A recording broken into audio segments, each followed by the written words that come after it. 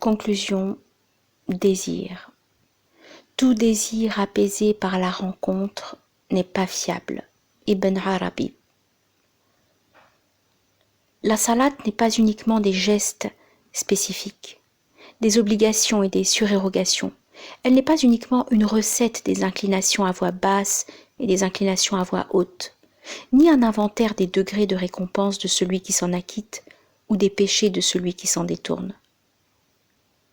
Comme nous l'avons démontré, la salat dépasse les dimensions formelles, car n'est pas vertu l'orientation du visage vers l'est ou l'ouest. La salat d'humilité ouvre une porte à travers laquelle le croyant reconnaît, par le biais de la doua, l'invocation, son désir de Dieu, se confiant à lui durant toute sa vie, sans connaître ce qui est bon pour lui, ni ce qui est préjudiciable. Le croyant se contente de dire « Seigneur, accorde-nous belle part ici-bas et belle part aussi dans l'au-delà, et protège-nous du châtiment du feu. » Sourate 2, verset 201. Dans sa dimension profonde, la salat est une attestation que l'homme ne connaît strictement rien de ce qu'il concerne, et que le savoir est à Dieu seul. La zakat n'est pas uniquement un calcul de la quote-part qui doit être sortie ou une détermination des moyens de sa distribution.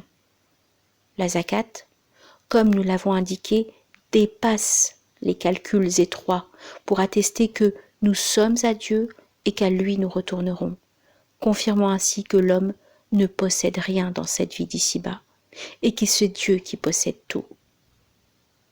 La zakat matérialise le don comme essence de l'existence humaine et fait sortir l'homme du champ restreint de l'accumulation et du champ de la revendication des droits vers la quête de la quiétude, de jouir de ce que Dieu nous offre comme marque de sa protection pour nous et dans l'acceptation du départ de tout ce que nous aimons et tous ceux que nous aimons. Le jeûne n'est pas uniquement abstinence de nourriture, de boissons et de rapports sexuels en un temps spécifique, ni même abstinence de paroles et de pratiques mensongères uniquement. Le jeûne n'est pas des journées où il est appréciable de le faire et des journées où il est répréhensible de le faire. Le jeûne est plutôt un rappel de la loi originelle par laquelle l'homme devient homme. Le jeûne est un rappel du manque de l'homme et une interaction qui ouvre au cœur la porte de l'écoute de la voix de la vérité en lui. Le pèlerinage n'est pas uniquement de simples obligations et piliers que le musulman cherche à respecter et à appliquer méticuleusement. Il est plutôt, aussi, un voyage qui matérialise le risque de celui qui a confiance au bien-aimé, dont il sait, par la connaissance du cœur et non celle de la raison, qu'il ne l'abandonnera point. C'est un voyage qui marque le périple de l'errance, en tant que désir de ce qui ne peut être présent que par son absence. Si la salat était une attestation que l'homme ne connaît rien de ce qui le concerne, si la zakat était une attestation que l'homme ne possède rien de matériel dans la vie d'ici-bas, si le jeûne était une attestation que le manque est l'essence de l'homme qui ne possède même pas son corps, en plus de son âme. Si le pèlerinage était une attestation que l'homme ne connaît pas Dieu l'adoré d'une connaissance sensible.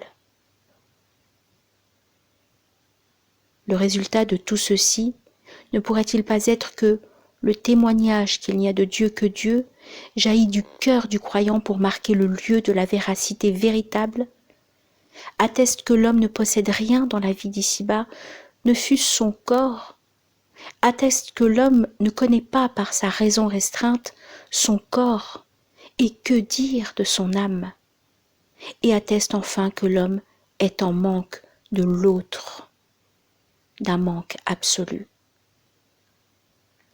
La caractéristique de ce manque absolu est le désir éternellement ouvert de ce qui ne peut s'objectiver ni se matérialiser. Ce désir n'est point un choix, mais il est dans la nature de l'existence, dans l'univers du sujet, qui a l'illusion qu'il court à la poursuite d'un objet donné, alors que l'objet de son désir est le désir même, qui a l'illusion que le désir possède un objet, qui va venir alors que le sujet est désireux de l'origine du désir même, c'est-à-dire du point de l'origine. Celui qui est en manque est éternellement désirant. Il ne possède rien, n'a pas de connaissance définitive, n'a pas de recette magique, des réponses toutes faites et des vérités mises en boîte. Le désirant n'a pas besoin d'un intermédiaire illusoire qui lui offre une fausse quiétude. Et d'ailleurs, celui qui entend en lui la voix de l'origine, a-t-il besoin d'un intermédiaire ?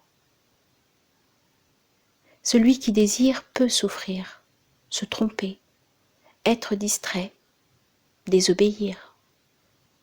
Il peut douter, mais il trouvera dans sa confiance en Dieu et dans sa miséricorde un asile, un havre de paix et une oasis de sécurité, de quiétude et de sérénité. Merci.